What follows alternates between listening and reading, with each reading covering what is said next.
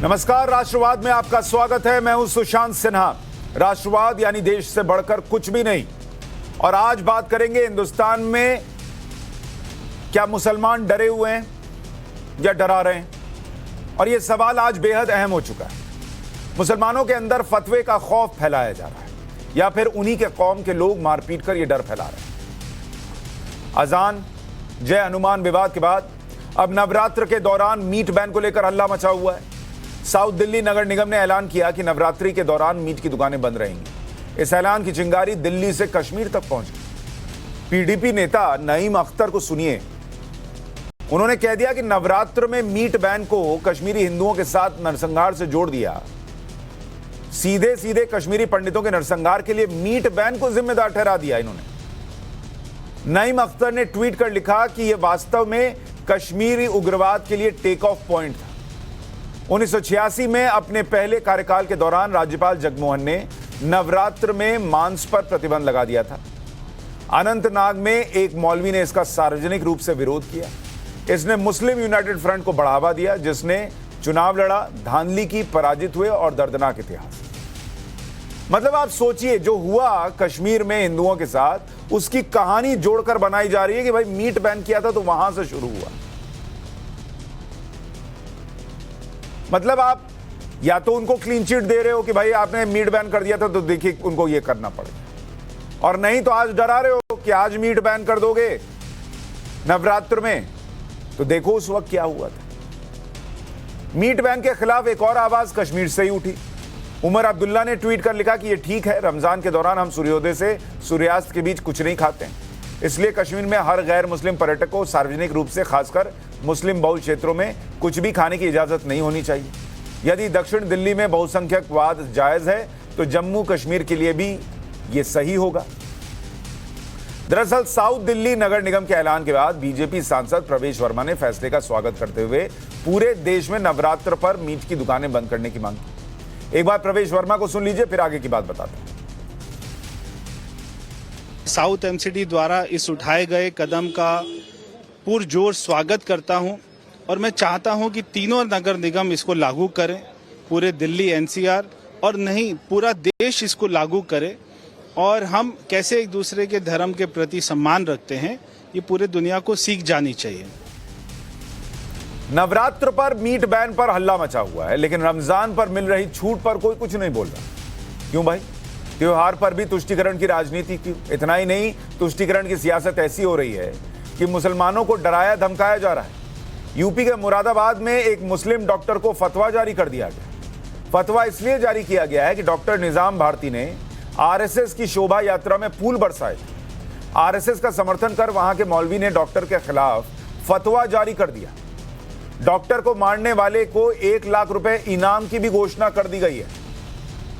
लोकतंत्र और अभिव्यक्ति की आजादी चिल्लाने वाले इस पर कुछ नहीं बोलेंगे कि भाई आरएसएस की शोभा यात्रा में फूल बरसा दिया तो मारने वाले को 1 लाख रुपए का इनाम घोषित कर दोगे। क्यों भाई? क्या मुसलमान आरएसएस का समर्थन नहीं कर सकता? ये कहीं लिखा हुआ है? किसी धार्मिक किताब में लिखा हुआ है? उसकी मर्जी नहीं चलेगी, वो जिसका समर्थन करे उसका मन। आपको नहीं पसंद है, आप मत फेंकिए फूल, दूसरे को पसंद है वो फेंक रहा है, लेकिन नहीं, यहां तो खेल चल रहा है। फिर तुष्टीकरण की राजनीति कैसे होगी अगर ये सब बंद कर देंगे? कुछ दिन पहले कुशीनगर में मुस्लिम युवक को इसलिए मारा कि उसने बीजेपी की जीत पर मिठाई बांट दी। कानपुर और बदायूं में भी बीजेपी का समर्थन करने पर मुस्लिम युवक को के साथ मारपीट और धमकी देने का मामला सामने आया था।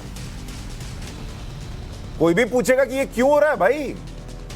वहां कुछ पत्रकार चिट्ठी लिखते हैं कि इस देश में मुसलमानों को डराया जा रहा है। यहां तो उल्टा सवाल खड़ा हो रहा है। मीट बैन करोगे तो कश्मीर में देखो क्या हुआ था, याद दिलाया जाता है। बीजेपी की शोभा यात्रा या आरएसएस की शोभा यात्रा में फूल बरसा दोगे तो मारने वाले को इनाम दिया जाएगा। मुसलमानों को ऐसे डराने की कोशिश हो रही है। और ऐसे में आज के सवाल हैं कि नवरात्र में मीट बैन से कश्मीर में हिंदुओं का नरसंहार कैसे जुड़ गया? आरएसएस शोभा यात्रा पर निजाम का फूल, बदले में मौलवी का फतवा। नवरात्र में मीट बैन पर हल्ला, रमजान में छूट पर चुप्पी क्यों? हिंदुस्तान में कौम डरी हुई है या डरा रही है? प्रोफेसर कपिल कुमार, इतिहासकार, हमारे साथ लाइव जुड़ रहे हैं। संजीव उनियाल, राजनीतिक विश्लेषक, हमारे साथ थोड़ी देर में जुड़ जाएंगे। Professor Atiqur Rahman, Islamic scholar, हमारे साथ जुड़ रहे हैं, और डॉक्टर शोएब जमई, अध्यक्ष हैं IMF president India Muslim foundation के, वो हमारे साथ जुड़ रहे हैं। आप सभी का बहुत बहुत स्वागत है। शोएब जमई जी, अभी कुछ दिन पहले मुझे याद है, आपको भी ध्यान होगा कि कुछ पत्रकारों ने चिट्ठी लिखी थी कि भाई इस देश में मुसलमानों के साथ जो है वो बड़ा ऐसा व्यवहार हो रहा है कि वो खौफजदा हैं। पर अगर वो खौफजदा हैं तो कोई गिना रहा है कि भाई मीट बैन कर दिया तो देखो कश्मीर में क्या हुआ था, इसकी याद दिला रहा है। कोई RSS की शोभा यात्रा में फूल बरसाने पर फतवा जारी कर रहा है और कह रहा है इसको मारने वाले को लाख रुपए का इनाम दूंगा। कोई बीजेपी के जीत पर मिठाई बांटने वाले को पीट दे रहा है। ये कौन सा डर है? डर रहे हैं या डरा रहे हैं? देखिए सुशांत जी, ऑनेस्टली स्पीकिंग, इस देश में विचारधारा दो धड़े में बट गया है और वो बहुत क्लियरली दिखाई देता है। और सिर्फ विचारधारा ही नहीं, ये विचारधारा की लड़ाई अब देश के हर एक प्रोफेशनल जगहों पे होने लगी। पहले संसद और चुनावी राजनीति में होती थी, अब बॉलीवुड में भी विचारधारा दो धड़े में बट गया। पत्रकारों के अंदर भी विचारधारा दो धड़े में बट गया। कोई भी किसी को सही या गलत नहीं ठहरा सकता। जब हमारी तरफ से जो मॉब लिंचिंग होते हैं, जब किसी के साथ कोई घटना होती है, नवरात्र में जब दुकानें बंद करा दी जाती है डंडे के दम पर कई जगह पे, तो दूसरे तरफ के पत्रकार चुप्पी साध लेते हैं। तो हमारी तरफ के जो पत्रकार हैं, या आप कहते हैं कि भाई सेकुलर पत्रकार हैं, वो भी कई मुद्दों पे चुप्पी साध लेते हैं। तो ये दोनों तरफ से चल रहा है। बॉलीवुड में भी यही है। आधे लोग अनुपम खेर के और विवेक अग्निहोत्री के फील्ड में हैं और बाकी लोग जो है वो आपके नसरुद्दीन शाह के फील्ड में है, जावेद अख्तर के फील्ड में। तो विचारधारा का अब बहुत क्लियरली दिखाई देने लगा है। दूसरी बात यह है कि मुझे एक बात बताइए कि क्या किसी गलत को जस्टिफाई करने के लिए इक्विवेलेंस ड्रॉ करना देश के एक सबसे प्रतिष्ठित जर्नलिस्ट को, जिनको मैं भी बहुत मानता हूं, हमारे साथ कई आपके डिबेट्स हुए, मुझे नहीं लगता कि ये हम जर्नलिज्म एथिक्स को जस्टिफाई करते हैं। बहुत जगह गलत हुई होगी, डिस्क्रीट तौर पर करौली में गलत हुआ होगा, डिस्क्रीट तौर पर गोरखनाथपुर में गलत हुआ होगा, डिस्क्रीट तौर पर यूपी में वो जो जिस लड़के का नाम ले रहे हैं बीजेपी के फूल बरसाया, उसके साथ गलत हुआ होगा।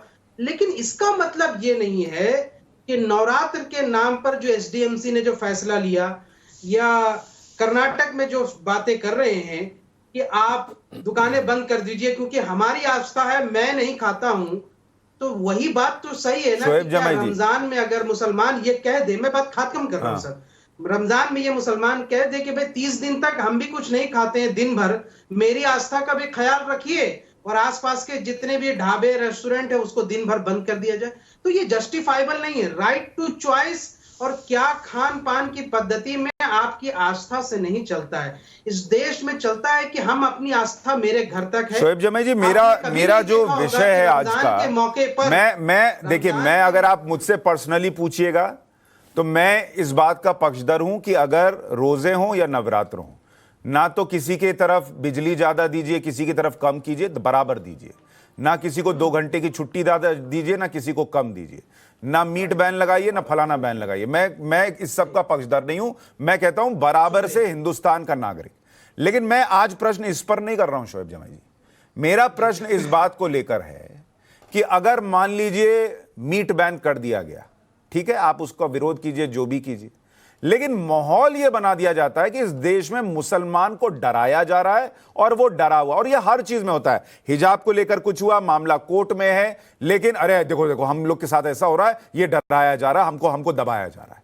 अगर मान लीजिए कि कहीं पर मीट बैन नहीं हो रहा है तो हिंदू तो नहीं कह रहा ना कि भाई हमको डराया जा रहा है, दबाया जा रहा है। मैं इस सोच के खिलाफ हूं कि किसी को आप विक्टिम बनाकर हमेशा उसका इस्तेमाल कर लें कि देखो तुम्हारे साथ ये गलत हो रहा है। बोलिए आज बैठकर शोएब जमई कि मुझे कोई डर नहीं लगता इस देश में। अरे भाई क्यों डर लगेगा? ये देश मेरा है, मेरे वालिद का है, मेरे दादा परदादा जो मेरे फ्रीडम फाइटर परदादा थे, वो इन्होंने इस देश के लिए कुर्बानी दी और खान अब्दुल गफ्फार खान के साथ उन्होंने यात्रा की है बिहार के चंपारण और गांधी जी के साथ। तो उस फ्रीडम फाइटर के परपोते को इस देश में डर लगेगा? मेरे लिए तो लानत की बात होगी। भले ही हमारी विचारधारा एक अलग तो है, यही लोगों ने लानत की पेंट बात, किया यही पिक्चर लानत की बात नसीरुद्दीन शाह के लिए भी होनी चाहिए, हामिद अंसारी के लिए भी होनी चाहिए, जिनको इस देश में डर लगने लगा है बतौर मुसलमान। नहीं, मैंने कभी नहीं कहा कि मुझे इस देश में डर लगता है। हाँ, तो भाई, मेरे आपके लिए हिंदू अगर ये दोस्त- लानत की बात है मेरे- बतौर भारतीय, तो वो भी तो भारतीय हैं, उनको भी तो लानत होनी चाहिए कि इस देश में वाइस प्रेसिडेंट की कुर्सी पर रहो, मलाई खा लो और फिर कहो कि बतौर मुसलमान मुझे डर लगता है। ये गलत है ना सर? सबकी अपनी अपनी राजनीति। नहीं, अपनी फिर राजनीति नहीं सर। देखिए, अभी ईमानदारी से बात चल रही है हमारी। मैं जिस चीज को गलत बता रहा हूं, आप भी बोलिए गलत को गलत। मैं यकीनन, लेकिन देखिए, हमने कहा उस बात को गलत है, लेकिन मैं एक बात जो कहना चाह रहा हूं उसको भी ये समझिए कि जो सेलेक्टिव अप्रोच की आपने बात की कि सेलेक्टिव अप्रोच करते हैं, दिक्कत कहां आती है कि आपने सही कहा, आप पहले शायद ऐसे एंकर हैं इस वक्त टीवी चैनल पे जिन्होंने ये कहा कि हाँ भाई, आप अपने आस्था के नाम पर गरीब मुसलमानों की या किसी की भी दुकानें आप बंद करवा देंगे 10 दिन तक। रमजान का मौका है, लोग ईद में त्योहार मनाते हैं बाल बच्चों के लिए, ऐसे ही महंगाई है, 10 दिन के लिए किसी का कारोबार ठप करा देंगे तो वो तो वैसे भी बर्बाद हो जाएगा, तो नॉन जस्टिफाइबल। लेकिन बहुत सारे पत्रकार एंकर कल परसों से इसको जस्टिफाई में करने लगे और हम ही को कहते हैं हम अराजक है। भाई, क्या शोएब जमाई ने कहीं किसी दुकान पे जाकर के ये कहा है डंडे के बल पर कि तुम अपनी दुकान बंद कर दो क्योंकि मैं रोजा रख रहा हूं? नहीं। दूसरा सेलेक्टिव अप्रोच किया है कि अभी आप देखिए, गोरखनाथ मंदिर की घटना हुई, ठीक है, वो मानसिक विक्षिप्त था या नहीं था बंदा मैं नहीं जानता, एक छुरा लेकर के गया, बहुत बड़ा अपराध किया, गलत किया, उसको आपने कहा ठीक आतंकवादी घटना है, फेयर एनफ।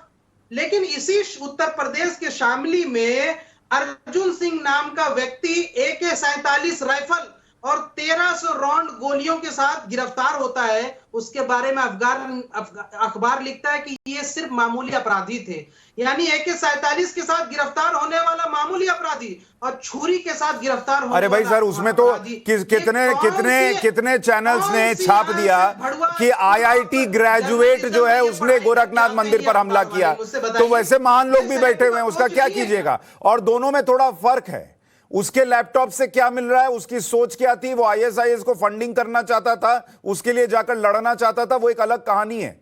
मैं अभी अब आ रहा हूं दूसरे मेहमानों पर। ठीक है, आपको सुना मैंने सर, मैंने सुना। अब सब सिर्फ हम और आप चर्चा करेंगे, बाकी लोग कहेंगे हमको क्यों बुलाया। कपिल कुमार जी, ये जो नैरेटिव है, शोएब जमाई कह रहे हैं बतौर मुसलमान मुझे तो इस देश में डर नहीं लगता, लेकिन कुछ लोग डरा क्यों रहे हैं भाई कि तुम बीजेपी के या RSS के लिए वो की यात्रा में अगर फूल बरसाओगे तो तुम्हारा फतवा जारी हो जाएगा, तुमको मारने वाले को लाख रुपए का इनाम देंगे। हामिद अंसारी को क्यों डर लगता है, जावेद अख्तर या जावेद अख्तर को छोड़िए, नसीरुद्दीन शाह को डर क्यों लगता है, ये सब फिर कहानी कहां से आती है?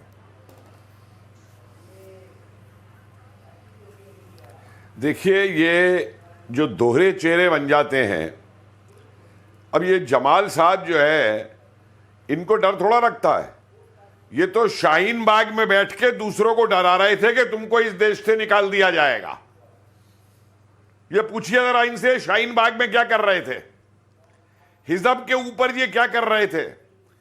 इनका काम ही ये है कि हिंदू मुसलमान की खाई को बढ़ाओ और अपनी राजनीति चमकाओ। आज एक दल में जाके चमकाओ, कल दूसरे दल में जाके चमकाओ, परसों तीसरे दल में जाके चमकाओ।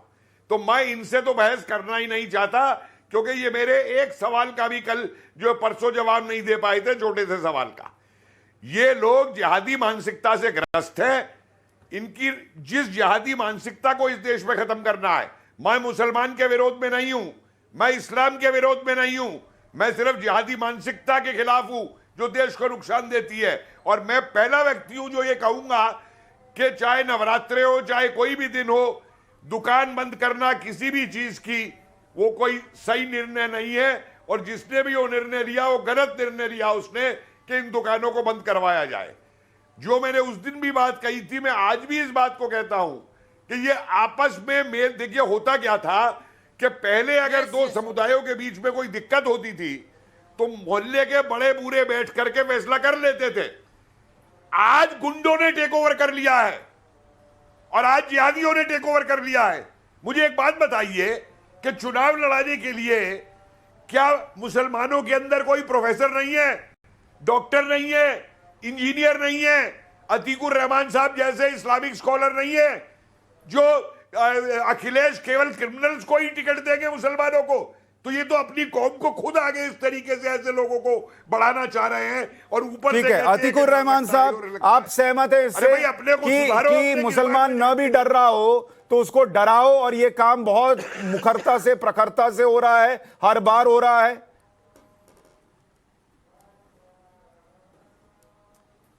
सुशांत जी, मैं समझ रहा हूं कि हमारी डिबेट पूरी एक तरफा हो रही है। अगर आप ये इल्जाम लगा रहे हैं कि सिर्फ मुसलमान ही डरा रहा है या डर रहा है, तो क्या पूरा के पूरा कश्मीर फाइल्स का जो एपिसोड था वो विक्टिम कार्ड नहीं था? क्या मुसलमान ही विक्टिम कार्ड खेल रहा है? और जो भी विक्टिम कार्ड खेल रहा है सुशांत जी, क्या ये हकीकत नहीं है कि वो पॉलिटिक्स और कम्युनलिज्म को जोड़कर अपनी रोटियां सेक रहा है? कपिल कुमार जी ने बहुत सही बात की कि किसी तरह से भी कोई दुकान बंद कराना या इस तरह की हटदर्मी करना कॉन्स्टिट्यूशनल नहीं होगा।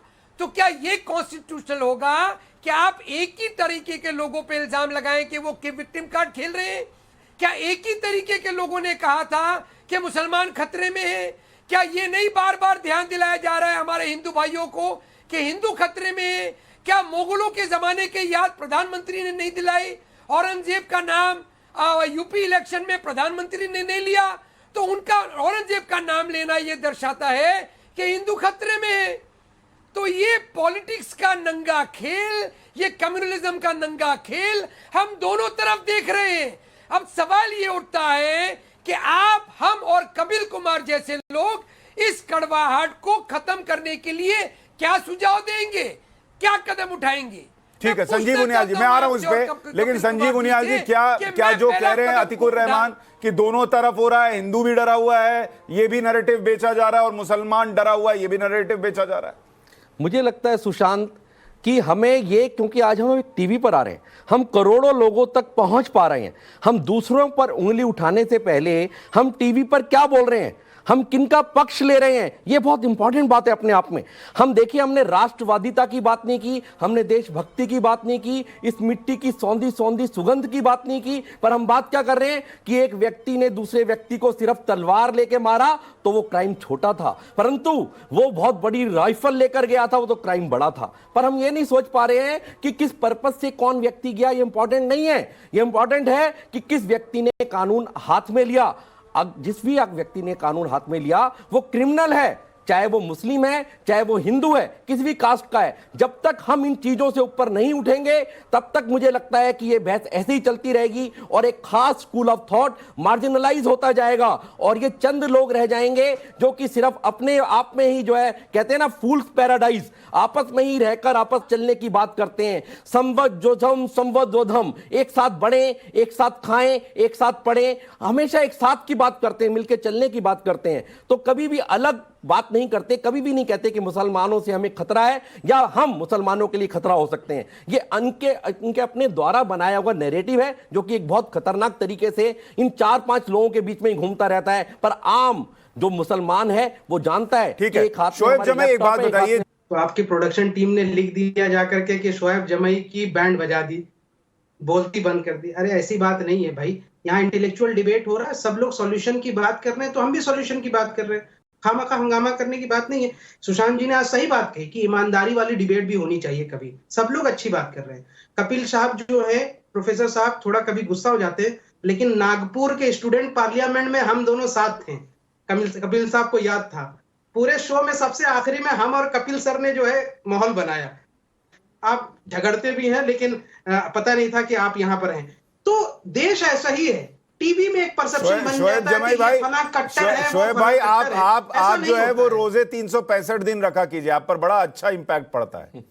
सार्वजनिक जगहों पर जब लोग समाज के साथ जुड़े रहते हैं, तो मैं ये देखता हूं कि मुझसे कोई गरीब रिक्शे वाला या फिर दुकान वाला ये मुझसे ये कह रहा है, कल ही कहा उसने कि साहब ये बताइए शोएब जी कि मेरा 10 दिन तक यहाँ दुकान बंद कर देगा, मैं 200-300 रुपया पर डे कमा पाता हूँ, वो ठेला लगाता हूँ, उसी ठेले में कभी कुछ बिरयानी भी वो नहीं। शोएब जमई, मेरा एक प्रश्न अगर मेरी बंद कर देंगे, शोएब जमई, मेरा प्रश्न सुनिए। आप पैनल पर कुछ कहें, अतीकुर रहमान कुछ कहें, सर वो तो हम मीट वाले पे बात हो गई, मैं दूसरी चीज पूछ रहा हूं कि आप यहां कुछ कह रहे हैं, अतिकुर रहमान कुछ कर रहे हैं, लेकिन वहीं दूसरी तरफ एक ये भी दिख रहा है कि भाई इसको मार दो तो 1 लाख रुपए का इनाम दे दूंगा। ये भी दिख रहा है कि वो मतलूब जो राजस्थान वाला है उसके घर से पत्थर और डंडे निकल रहे हैं। अरे भाई मैं कह रहा हूं ये सब कौम के दुश्मन हैं, ये सब हम लोगों को सही नैरेटिव बनाने ही नहीं देते। हम अमेरिका से वापस इसलिए आए कि हमने सोचा कि भाई रोजाना मौलाना आके बेइज्जत होके टीवी में चले जाते हैं, हम लोग कम से कम जाकर के कुछ लॉजिकल बातें करें, कुछ सॉल्यूशन की बात करेंगे। लेकिन मुझे भी ऐसी तरह पेंट कर दिया गया कि मुझे भी कट्टरवादी मौलाना बना दिया। अब मेरे प्रोफेसर स्टूडेंट कहते हैं कि भाई तुम कब से कट्टरवादी मौलाना हो गए, तुम्हारे तो सारे 80% दोस्त सारे हिंदू हैं। तो मैंने कहा यही राजनीति में चल रहा है। अगर मैं बीजेपी के खिलाफ कभी आइडियोलॉजिकली पर सर वो जाकिर नायक को सुन लीजिए, वो आदमी क्या बोलता है, काफिर को देखो तो मार देना चाहिए, ये बातें बोलता है टीवी पर, तो आदमी क्या सोचे? मैंने पहले क्या ही कहा था, जाकिर नायक हो या दूसरे यहां से कोई रेडिकलाइज जो लेक्चरर है, प्रीचर है, वो इस देश को नुकसान पहुंचा रहे हैं, इसके सोशल फैब्रिक को नुकसान पहुंचा रहे हैं। जो देश इतने दिनों से पूरी दुनिया में यह जाना जाता था कि यहां हर कोई एक दूसरे को सेलिब्रेट करता और गर्व के साथ कहता है कि मैं हिंदुस्तानी हूं, सबसे पहले मैं हिंदुस्तानी हूं, उसके बाद सब कुछ हूं।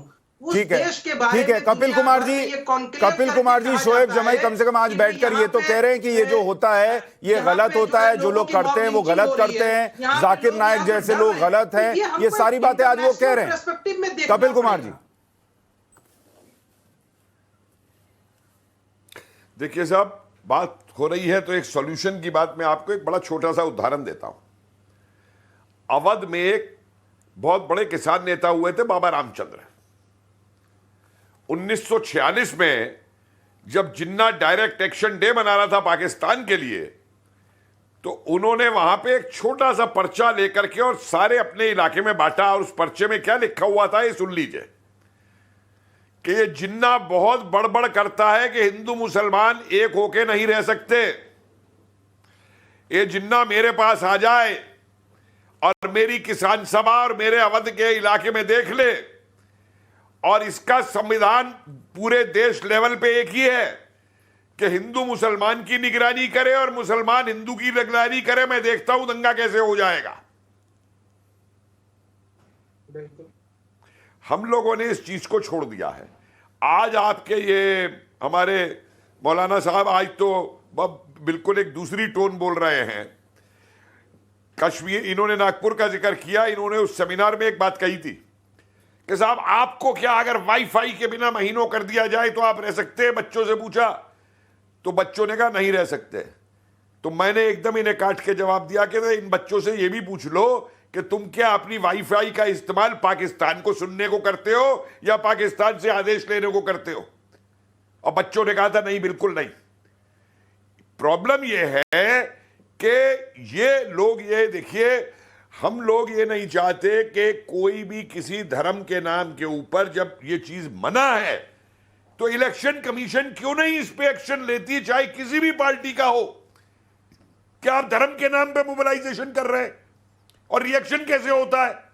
पूरे यूपी के अंदर अगर ओवासी घूम जाते हैं और दूसरे घूम जाते हैं मुस्लिम वोट लेते हुए, तब वो सेकुलरिज्म है, और फिर हिंदू घूम गए तो उस पर हो जाएगा कम्युनिज्म है। अरे भाई मेरे, इन चीजों को छोड़ो, देश को आगे जाना है।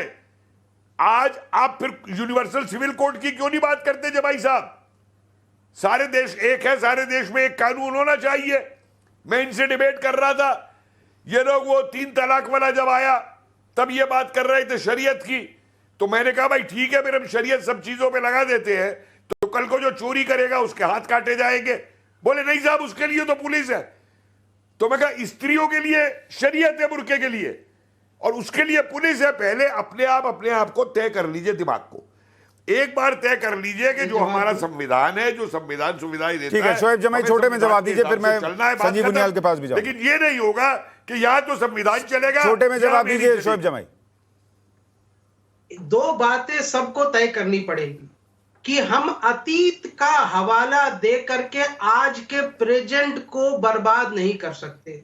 हम अतीत के हवाला दे करके लोगों में आज के माहौल में, आज की न्यू जनरेशन में डिवाइड एंड रूल नहीं कर सकते। नंबर 1। नंबर 2 ये है कि हर समाज अपने पास ये ओनस और ये जिम्मेदारी ले कि हम अपने यूथ के लिए एक ऐसी सोसाइटी का निर्माण करेंगे जहां भय का माहौल नहीं हो, जहां वाकई में एक लिबरल सोसाइटी की तरह हर कोई रह सके। एक दूसरे शोएब के जमाई जी, मुझे एक बात ट्रोल बताइए। करने से अच्छा है शोएब जमाई, कि हम ये तय करें। शोएब जमाई, आप कह रहे हैं कि हम पिछले को साथ लेकर आगे नहीं बढ़ सकते। मुझे ये बताइए शोएब जमाई, आप कह रहे हैं पिछले को लेकर आगे नहीं बढ़ा जा सकता। इस देश में अगर गरीब को घर मिल रहा है तो हिंदू को भी मिल रहा है, मुसलमान को भी मिल रहा है। अगर शौचालय मिल रहा है तो हिंदू को भी मिल रहा है, मुसलमान को भी मिल रहा है। अगर सिलेंडर मिल रहा है तो हिंदू को भी मिल रहा है, मुसलमान को भी मिल रहा है। फिर भी अगर मुसलमान को बीजेपी और नरेंद्र मोदी से दिक्कत है तो इसकी वजह क्या है? क्योंकि उसके दिमाग में वो 2002 अटका हुआ है, उसका नैरेटिव अटका हुआ है, वो बढ़ने को तैयार नहीं है। क्यों नहीं मुसलमान बीजेपी को वोट करता है, मुझे बताइए। यही नैरेटिव चेंज हुआ है सुशांत जी। उत्तर प्रदेश में 9% मुसलमानों ने बीजेपी को वोट दिया, ये आंकड़ा है। मात्र 9%। तो ममता मात्र बनर्जी 9% की सरकार में रेल मंत्री थी, अब मुसलमान उसको वोट दे रहा है। मुसलमान शिवसेना को भी वोट देने लग रहा है, तो मुसलमानों को वोट डिस्क्रीट हो गया। अब वो वोट बैंक की शक्ल में वैसा नहीं है जैसे पहले था। लेकिन कहां जब सर, आप मुझे बताइए 9% खाली बीजेपी को गया है। 9%, इतना होने के बाद 9%। अगर देता 40% तब मैं मानता कि भाई मुसलमान के वोट को आज बल्क में नहीं खरीदा जा सकता। आप ये समझिए, ये 9% उस बुनियाद पर है जब हर रोज ये कहा जाता है कि अगर मुसलमान नहीं नारा लगाएगा तो उसको पाकिस्तान भेज दो।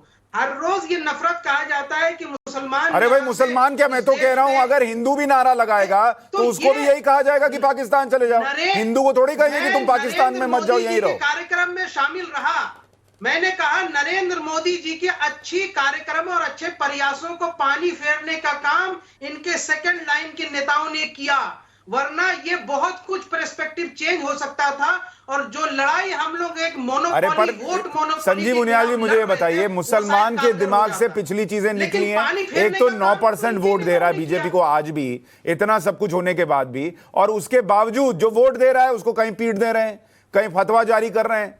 तो फिर कहां वो पिछला भूला है नहीं या नहीं भूला है? मुझे ऐसा लगता है सुशांत, कई बार अभी जैसे हमारे प्रोफेसर साहब बोल रहे थे कि मैं ये खुद कंफ्यूज हैं कि मैं इस तरफ जाऊं या मैं उस तरफ जाऊं। जब ज्यादा राष्ट्रवाद की बात कर जाते हैं, जब देशभक्ति की बात कर जाते हैं, या कुछ एक खास स्कूल ऑफ थॉट की तरफ चले जाते हैं, तो फिर अपने आप को खुद झंझोड़ते हैं, अरे ये क्या हुआ, कहीं ऐसा ना हो निजाम की तरह मुझे भी फतवा जारी हो जाए। तो उसी टाइम यू टर्न लेते हैं और अगले प्रोग्राम में अपने आप को रेक्टिफाई करते हैं और अमेंड करते हैं अपनी बातों को। तो मुझे लगता है कि आज ये बिल्कुल कंफ्यूजन वाली स्टेज में है। और ये पुराने हिस्ट्री की बात क्यों कर रहे हैं, जो आपने प्रश्न पूछा सुशांत, उसका बड़ा मजेदार उत्तर मैं शायद बड़े लाइटर मोड में ये दे सकता हूं कि शायद इनको ऐसा तो नहीं लगता कि ज्यादा पीछे चले जाएंगे तो पता लगेगा कि अरे भाई मैं तो आर्य समाज के स्कूल में पढ़ता था, जैसे इन्होंने कई बार बताया। मेरा तो जो फोर फादर्स थे वो कहीं ना कहीं शिवलिंग से जुड़े हुए थे, मेरे फोर फादर्स जो थे वो कहीं ना कहीं हिंदुइज्म से सारे कन्वर्टेड थे, और हम सबका डीएनए एक है। इसीलिए शायद हम कई बार हिस्ट्री में जाते जाते डरने लगते हैं। बाकी ज्यादा मुझे लगता है इतिहासकार कपिल जी बता पाएंगे इसमें वास्तव में इसमें कितना सच है, कौन किस जात से, किस डीएनए से निकलकर आज किस समाज में खड़ा है। और इसी तरफ अगर हम बढ़ते जाएं, अगर कॉर्डियल जिस तरह से आप इतने बढ़िया प्रोग्राम को चला रहे हैं सुशांत, तो मुझे लगता है कि वो दिन दूर नहीं जब हम साथ बैठकर ये डिसाइड कर सकते हैं, हां इन 4 दिनों में हम मीट नहीं बेचेंगे, हम इसके अलावा कुछ और बेच पाएंगे। दुकान बंद करने का नहीं, पर हां इसी तरह के लोग जो अपने आप को समाज का ठेकेदार समझते हैं वो हमारे साथ बैठ के कॉर्डियली हिंदू समाज के साथ बैठ के उसको सॉर्ट आउट कर पाएंगे, जिसकी बात अच्छा संजीव उनियाल जी, मैं इस पर आता हूं, थोड़ा सा आना चाहता हूं कि क्या मीट बिकना नवरात्र में ये आज शुरू हुआ है? आज हुआ है सर, बताइए मुझे। ये बिल्कुल ठीक कह रहे हैं। मैं पटना में रहा हूं और हमारे यहाँ नवरात्र जो साल के दूसरे हिस्से में आता है, उस नवरात्र को, जो इसको हम लोग दुर्गा पूजा कहते हैं, वो मनाया जाता था। दुर्गा पंडाल लगता था, उस पंडाल में नॉनवेज बिकता था सर। जो अलग अलग स्टॉल लगते थे उसमें नॉनवेज बिकता था जी। तो आज नॉनवेज बिकने से क्या दिक्कत है भाई? वो कहीं बिक रहा है तो मुझे ये बताइए, ईमानदारी से बताइए। आपकी बात बिल्कुल ठीक है। एक चीज मछली को, शशांक जी, एक चीज मैं पूछना अगर चाहता हूं। मछली की बात करते हैं तो किसी कुछ इलाकों में उसको वेज और कुछ में नॉन वेज माना जाता है। तो मुझे लगता है कि ये बहुत ऐसा टॉपिक है जिस पर सुशांत जी भी बहुत आगे बढ़कर एकदम एक खास स्कूल ऑफ लाइन पकड़ते हैं। ये हमारे हिंदुइज्म की ब्यूटी है और इस पर हम कायम रहते हैं, इस पर हम किसी से डरते नहीं हैं। और जब हम किसी चीज की बात के लिए ऑब्जेक्शंस करते हैं, कश्मीर फाइल्स को लेकर ऑब्जेक्शन करते हैं कि नहीं हिंदी पंडितों का संहार हुआ, तो उसी तरह से हम खड़े होते हैं कि हां अगर मीट खाई जा सकती है, मीट के भरोसे किसी का काम चल रहा है तो वो खास नवरात्रों में और फिर मीट पे बैन लगा दिया, अंडा तो बिक ही रहा है, उसका क्या कर लीजिएगा? कितनी चीजों को आप रोकिएगा, कैसे रोकिएगा? और जो चीज चली आ रही थी उसको अचानक से क्यों बदला, ये भी प्रश्न। कपिल जी आप कुछ बोल रहे हैं, उसके बाद मैं जाऊंगा अतीकुर रहमान के पास। कपिल जी छोटे में। देखिए साहब, मैं बहुत अनपढ़ आदमी हूं, पर मुझे कोई ये बता दे कि हिंदू धर्म में कहां लिखा हुआ है कि मीट नहीं खाया जाएगा। मुझे कोई समझा दे सर। इस पैनल में तो कोई नहीं समझा पाएगा क्योंकि कोई उस बात को सपोर्ट ही नहीं कर रहा। नहीं, क्योंकि देखिए ये अलग अलग, देखिए मैं बार बार कहता हूं, ये सियासती तरीके नहीं बनाइए। और जो लोग ये कर रहे हैं, मैं बताऊं आपको, जिस मेयर ने दिल्ली के ये किया है, वो मेयर मोदी जी के एफर्ट्स का नुकसान करने के लिए ये काम कर रहा है। क्यों नहीं अतीकुर रहमान साहब आगे बढ़िए? क्यों नहीं आज हर मोहल्ले के अंदर कमेटी बनाई जा सकती है आपस में वाद विवाद तय करने के लिए? और सुनिए एक बात, ये इनको जमाल साहब को बता दो, जमाल साहब उन पे भी कुछ एक्शन लीजिए कि वो एक, मुझे याद है वो कौन से राजनीतिज्ञ थे, वो गणपति बप्पा के मंडल में होके आ गए थे तो उनके खिलाफ फतवा इशू हो गया था। कम से कम किसी हिंदू मंदिर ने कभी ऐसा कोई आदेश जारी नहीं किया है कि अगर कोई जो है मस्जिद में होके आ गया है तो उसके खिलाफ हिंदू धर्म से भी फतवा हो गया हो। ऐसे फोर्सेस को भी रोकिए, इस मानसिकता को रोकिए। नहीं अतीकुर रहमान जी, ये बात तो तब होगी ना। तो अतीकुर रहमान जी, मैं ये कह रहा हूं, ये बात तो तब होगी ना जब वो चीज जमीन पर भी दिखेगी। हर बात को, मान लीजिए ये मीट वाली घटना हुई और इसमें लोगों के अलग अलग राय हो सकती है, लेकिन इसको जब ये बना दिया जाता है कि देखो ये तुम्हारे साथ हो रहा है, ये तुम मुसलमान हो इसलिए हो रहा है। भाई ऐसा तो नहीं कि हिंदू की मीट की दुकान नहीं होगी, उसकी भी होगी, बंद होगी तो उसकी भी बंद होगी। लेकिन हर चीज में मुसलमान को डराने का जो प्रोपेगेंडा है, देखो हिजाब रोक रहे हैं और तो कुछ नहीं रोक रहे, ये तो गलत है ना सर। इसको रोकने के लिए क्या किया जाता है जमीन पर? नहीं शशांक, वो सुशांत जी मैं जवाब दूं? नहीं, अतीकुर रहमान से पूछ रहा हूं, बहुत देर से नहीं बोला। अतीकुर रहमान, ठीक है, धार्मिक सम्मान करो। सुशांत जी, मैं आज की बहस के अंदर एक सिल्वर लाइनिंग देख रहा हूं। कपिल साहब ने जो कहा, मैं उसी का दूसरा उदाहरण मैं आपको दे रहा हूं। जब हम बच्चे थे, हमारे पिताजी के साथ में हम गणेश उत्सव के अंदर फ्रंट सीट पर जाके बैठते थे, आरती के अंदर, हमारे मोहल्ले के अंदर। और कपिल जी ने जो कहा मोहल्ला कमेटीज के बारे में, वो हमने 92-93 के जो राइट्स हुए थे उसमें हमने उनको झेला, उस नफरत को। उसके बाद में आज तक के हमारी मोहल्ला कमेटी काम कर रही है और ऐसा कोई हम काम नहीं होने देते हमारे शहरों के अंदर। मुंबई के अंदर कम से कम आप उदाहरण के तौर पे ले लीजिए, ऐसी कोई बात जब जड़ पकड़ती है उसको जड़ से उखाड़ दिया जाता है। ये हमारी मोहल्ला कमेटीज काम करती है। अभी भी जो अजान के मामले में जो तूल पकड़ रहा था, हमारे लोग जाकर उल्मा और हमारे कम्युनिटी लीडर्स कमिश्नर साहब से जाकर मिले और उन्होंने इस बात को बिल्कुल खत्म कर दिया, उनको आश्वासन देके डेसिबल लेवल्स का वायलेशन नहीं होगा। तो सुशांत जी, ऐसी कई बातें हैं जो कि जब सामने लाई जाएं तो सॉल्यूशंस निकल सकते हैं। लेकिन सबसे बड़ा इसके अंदर जो अड़चन है वो है राजनीति को अपने धर्म से जोड़ना। जब तक के राजनीति को धर्म से जोड़ा जाना बंद नहीं होगा, ये मामले आते रहेंगे, कड़वाहट फैलती रहेगी और हमारे समाज को सही दिशा दिखाने में हम नाकामयाब रहेंगे। लेकिन शोएब जमाई, एक प्रश्न जो कपिल कुमार ने आपसे पूछा था और आपका कनेक्शन उस वक्त कटा हुआ था, उन्होंने कहा यही डर तो आप भी शाहीन बाग में बेच रहे थे कि देखो तुम मुसलमान हो इसलिए तुम्हारे साथ ये एनआरसी और सीए देखो क्या हो रहा है। मैं इसका भी जवाब दूंगा। पहले वो एक बात CAA का क्लैरिफाई कोई कर दूं। मतलब नहीं था इनके साथ। जी कपिल जी, चूंकि देश के दर्शक आज बहुत अच्छे से देख रहे होंगे गौर से, तो इसको आज मैं क्लैरिफाई कर दूं, वरना बोलने का मौका नहीं मिलते। कई बार हमारे कोऑर्डिनेटर मुझसे फोन करते हैं कि भाई फला साहब ने कोई फतवा दे दिया, शोएब जमाई साहब ये डिबेट होनी है। तो मैं उससे पूछता हूं कि किसने कहा है, तो बाद में ये पता चलता है कि किसी मोहल्ले के एक छोटे मौलवी या कोई मौलाना ने अपने एक बयान दे दिया कि ये बेवकूफ किस्म के मौलाना होते हैं, बयान दे दिया कि भाई हाँ उसका हम सर कलम कर देंगे, फला कर देंगे। तो मैंने कहा ये फतवा नहीं होता है, ये क्रिमिनल ऑफेंस है। फतवा उसको कहते हैं कि दारुल इफ्ता, ये रहमान साहब भी यहां से बताएंगे, अख्तिकुर रहमान साहब, कि दारुल इफ्ता एक आपने मेरी बात का जवाब नहीं दिया। जिसके अंदर कई मुफ्ती होते हैं, वो सारे इंस्टीट्यूशन मिलके एक रिटन में ऑर्डर जारी करते हैं किसी के सवाल का, उसको फतवा कहते हैं।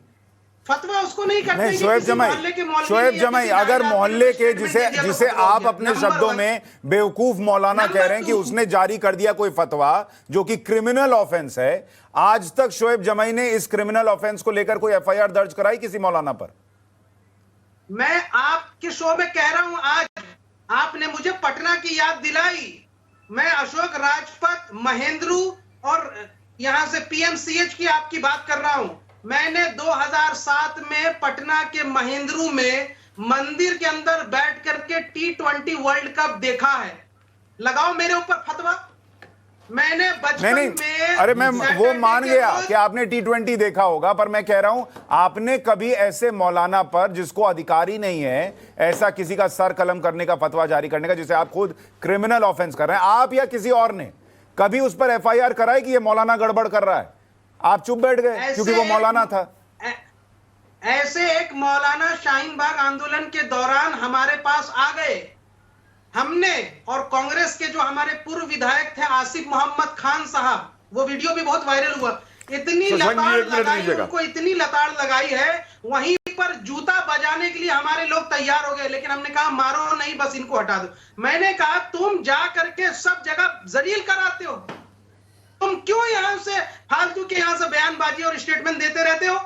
यहां हम देश को जोड़ने की कहीं बात होती, हमें जबरन इस पे डिबेट करना पड़ता है। और हम, वो वीडियो बहुत वायरल हुआ और आसिफ मोहम्मद खान साहब अगर सुन रहे हैं तो वो जानते हैं ये घटना बहुत वायरल हुई हमारे इलाके में कि हमने उनको लताड़ लगाई। शशांक भाई दीजिएगा एक मिनट, हरकतें करते हैं। ठीक है, कपिल कुमार जी कुछ जोड़ रहे हैं। कपिल कुमार जी बोलिए। जमाल साहब आज बहुत अच्छी अच्छी बातें कर रहे हैं, पर मैं इनसे एक सवाल पूछना चाहता हूं। अभी इन्होंने खुद शाहीन बाग का जिक्र किया। भाई जिस सीएए का हिंदुस्तान से कोई मतलब नहीं था, शाहीन बाग से कोई मतलब नहीं था, वहां बैठ के ये शाहीन बाग में क्यों उस आंदोलन को भड़का रहे थे उस समय? आज तो कह रहे हैं कि मैंने मौलाना बाहर लगा दिया। ये मुझे समझा दे कि उस सीएए का हिंदुस्तान के मुसलमान से क्या मतलब था? ये चित भी मेरी, पट भी मेरी, अंटी मेरी बाबा का ये नहीं चलेगा। बताइए, रहमान के साहब के साथ है, आपने भी तो वही किया था, लेकिन आप डराया, देखो तुमको निकालने वाले अपना तुम्हारे साथ गलत कर रहे हैं क्योंकि तुम मुसलमान हो। सुशांत जी, क्योंकि अपने आप को सही साबित करने के लिए या किसी सर्टिफिकेट की जरूरत नहीं। मैं ऑनेस्टली एक बात कह रहा हूं कि शाहीन बाग आंदोलन का मतलब ये नहीं था कि कोई लोग पाकिस्तान से प्रताड़ित शरणार्थी हिंदू या अफगानी हिंदू को आने का विरोध कर रहे थे। बाकायदा लाइव चैनल पर हमने कहा कि हम उनके आने का विरोध नहीं, बल्कि सरकार के पास पहले से कानून मौजूद है। आपको क्या मतलब था शाहीन बाग का? आप उसके साथ दें। सुशांत जी ने बताऊंगा तब ये बोलेंगे, मैं बताऊंगा इन्हें। सर मैं पूरा कर लूं बात। माननीय गृह मंत्री ने जो फैलाया कि हम पहले सीए ला रहे हैं, फिर एनआरसी लाएंगे, फिर एनपीआर लाएंगे, उसके बाद आसाम में भी दंगा भड़के, उसके बाद इनकी एनडीए की सहयोगी अगाथा सगमा ने भी कहा कि सीए वापस लीजिए। तो जो ये कंफ्यूजन पैदा हुआ था और पूरे देश में ये डर का माहौल था कि भाई अब तो ये एनआरसी ला करके सबको आसाम जैसी हालत कर देंगे और सबको डिटेंशन में लाएंगे। तो ये आंदोलन अच्छा, बढ़ा मुझे ये है। बताइए, वरना अगर वो शोएब कंफ्यूजन जमाई, ना पैदा देखिए किया शोएब होता, जमाई, तो किसी आंदोलन की आपको जरूरत नहीं न थी। पता हो ये तो मैं ये मानूंगा कि नहीं। बिल एक का मिनट सीधा रुकिए। विरोधी कोई नहीं शोएब था। जमाई, आप जब शाहीन बाग चल रहा था, आपको पता था ना कि असम में एनआरसी के लिए कोर्ट ने कहा था, किसी सरकार ने नहीं कहा था, आपको पता था ना? जब तक असम में सीए एनआरसी हो रहा था, कोई आंदोलन नहीं हुआ। ये आंदोलन प्रश्न है, सबसे आपका जवाब पहले दीजिए। जंतर मंतर पे शुरू हुआ, पहला दिन सर, मैं क्या अक्टूबर पूछ रहा 10, हूं? मुझे याद है। नहीं ये शोएब कब हुआ? जमाई, जब देखिए पार्लियामेंट में गृह बड़ी मंत्री ने शांति कहा से बहस कि चली हम है, पहले CA ईमानदारी से लाएंगे, बहस चलिए, फिर ईमानदारी NPR से मुझे लाएंगे, बताइए। फिर NRC लाएंगे। शोएब जमाई, तो 10 तारीख को 10 अक्टूबर को हम लोग जंतर मंतर पे जमा हुए और उसके बाद यहां से नवंबर में ये जो है जामिया में स्टार्ट हुआ है और फिर शाहीन बाग शुरू हुआ। शाहीन बाग तो होना ही नहीं था। ये जामिया में जब लाठी चली है और लाइब्रेरी तोड़ा गया क्यों है, चुना तो था लोग शाहीन बाग, ये मैं retaliation में बताऊंगा। शाहीन बाग में बैठे हैं, वरना Shaheen Bagh was not planned. मैं कसम खा के कह रहा हूं कि शाहीन बाग की कोई प्लानिंग नहीं थी, कोई था ही नहीं। ये तो जामिया में प्रोटेस्ट चल रहा था, लेकिन जो माँ बहनें शाहीन बाग में बैठी वो थी सुशांत जिनके जी। बच्चों को जामिया में मारा गया था। ठीक है, एक मिनट रुकिए। कपिल कुमार जी, बड़े अहम पड़ाव पर है ये डिबेट। आप सुशांत जी। शाहीन बाग में खुद स्वीकार कर रहे हैं, सुशांत इसलिए जी। बैठे क्योंकि वहां जामिया में लाठी चल गई। ये आपके शब्द है, मेरे शब्द नहीं है, ठीक है? नहीं एक मिनट रुकिए ना सर, एक मिनट रुकिए कपिल कुमार जी। ये इनके शब्द हैं। अंदर लेकिन पूरे 8 महीने 9 महीने जितना भी वो शाहीन बाग चला, आपने क्या कहा? आप सीए एनपीआर एनआरसी का विरोध करने के लिए बैठे, जो आया ही नहीं था, और आपने कहा आज नहीं आया है, 2 साल बाद आएगा, तब तक हम बैठे रहेंगे। तो क्यों बैठे?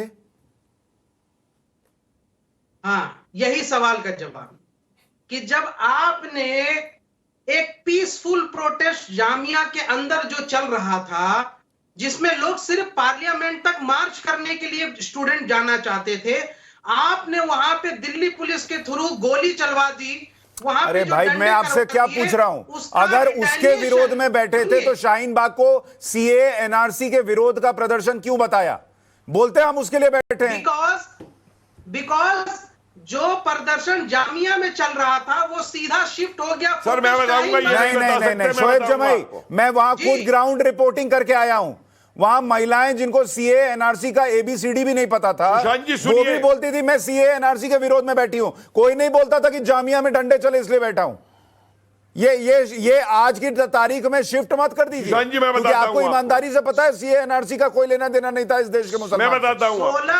16 दिसंबर मैं बताता हूं सुबह के आपको। 8:30 सुशांत जी, बजे एक लाइन में जो लोग बता वहां देता बैठे थे, वो जामिया के वायलेंस के रिटेलिएशन में बैठे थे। मैं ऑन रिकॉर्ड कह तो रहा हूं, जामिया मैंने के अपनी वायलेंस किताब के में भी लिखा है। रिटेलिएशन में 8 महीने बैठ गए, और वो भी रोड पर बैठ गए 8 महीने, क्योंकि नहीं। जामिया में हो गया। सुशांत जी, यही तो सुनिए। कहानी थी, यही तो जी, मैं कह सुनिए। रहा हूं कि देश का मुसलमान असलियत खतरे में बता है दूं मैं करके क्यों आप बैठे लोग थे ये ये करते हैं।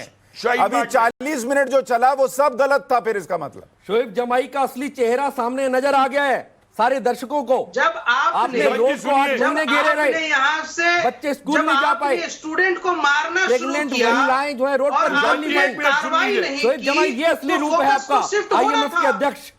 ठीक है। और कपिल कुमार जी फोकस आपको जब जोड़ रहे हैं, शिफ्ट हुआ कपिल तो कुमार सब लोग वहां जी, शाहीन बाग कपिल शिफ्ट कुमार हुए। जी। सुशांत जी सुनिए, सुशांत जी सुनिए, आपको मालूम है शाहीन बाग को क्यों एक्सपेरिमेंट ग्राउंड बनाया गया था? एक लेबोरेटरी वहां पे। दिल्ली का लैंड रिकॉर्ड उठा के देख लीजिए। आपको याद है एक जमाने में मुशीरुल हसन पे हमला हुआ था, जो वीसी थे जामिया के। ये पूरा इलाका वो है जो डीडीए की लैंड, खादिर की लैंड और जामिया की लैंड, जिसको माफिया ने कब्जा करके और प्लॉट बना के बेच दिए हैं। और यहां के रहने वालों के पास अपने घरों के और जमीन के लीगल कागज नहीं है, इसलिए इन्होंने उसको वहां पे बैठ करके अपनी लेबोरेटरी बनाया। तभी वो बुढ़िया जी भी आके चीखती थी कि सीए, क्योंकि इनके पास कागजात नहीं थे वहां पे। शोएब जमाई जवाब दीजिए। इसलिए इन्होंने बनाया वो। बिल्कुल। और ये पीएफआई, आईएसआई, पीएफआई और नक्सल्स, उनका बनाया हुआ आंदोलन था शाहीन बाग। बिल्कुल तर्कहीन और सुशांत गलत जी, ये इल्जाम है। इल्जाम जो जामिया ये के इल्जाम है, लैंड ये का सिर्फ मामला चार्ज था, है, वो कोई इनके जामिया पास के हकीकत मेट्रो नहीं है के इसकी। पास तक था। शाहीन बाग में जामिया की कोई जमीन नहीं। शाहीन बाग में सिर्फ और सिर्फ नंबर 2 ही फैक्टर थे। एक कि आपने पीसफुल प्रोटेस्ट जहां चल रहा था वहां पे हाँ, मार के DDA की भगाया। जमीन नहीं दूसरा, ये पीसफुल प्रोटेस्ट जो था वो शाहीन बाग शिफ्ट कर गया। वो लीगल जाहिर सी बात कॉलोनी है। जब आप एक जगह से खदेड़ के भगाएंगे तो दूसरी जगह मॉब शिफ्ट होगा, और जब वहां शिफ्ट होगा तो वहां मोमेंटम बनेगा। लोग फिर एनआरसी की जब सब बातें शुरू हुई हाँ, तो आप ये मोमेंटम आंदोलन बनवाएंगे। इसलिए बढ़ा कि मैंने मंत्री जी से कहा, मैंने मंत्री जी से कहा कि ये रविशंकर प्रसाद से 2 बार मुलाकात करके मैं 2 बार मिल करके आया। मैंने कहा मंत्री जी सिर्फ 2 अपने रिप्रेजेंटेटिव भेज दीजिए, आज के आज ही मसला हल हो जाएगा। लेकिन मंत्री जी ने कहा कि मैं नहीं भेजूंगा। मैंने आप थे तो सही वहां पे। को फोन लगाया कि आप क्यों नहीं आते? आप थे तो सही वहां पे। छोटे ने मुझे दो तीन बातें करके सुशांत इसको रैप करूंगा जाएंगे भाई, मैं तो कि बीजेपी का प्रवक्ता हूं। आज ये बिल्कुल तो क्लियर हो गया आपके जो करोड़ों सॉल्यूशन दर्शकों बनाने की को। कोशिश कर रहे थे, जरा चुप आप बोलिए, उनका रहिए। ऑडियो कमेंट करो। आपने उनको ठेंगा मैं दिखाया। सिर्फ एक बात बताना चाहता हूं सुशांत, ये क्लियर हो गया आज इनका अपने खटोला करोड़ों वही दर्शकों बिछेगा। के सामने कि वास्तव में ये जो आधे घंटे में 25 मिनट में लगातार बात कह रहे थे, इन्होंने लगातार गुमराह किया पूरी मुसलमान कम्युनिटी को।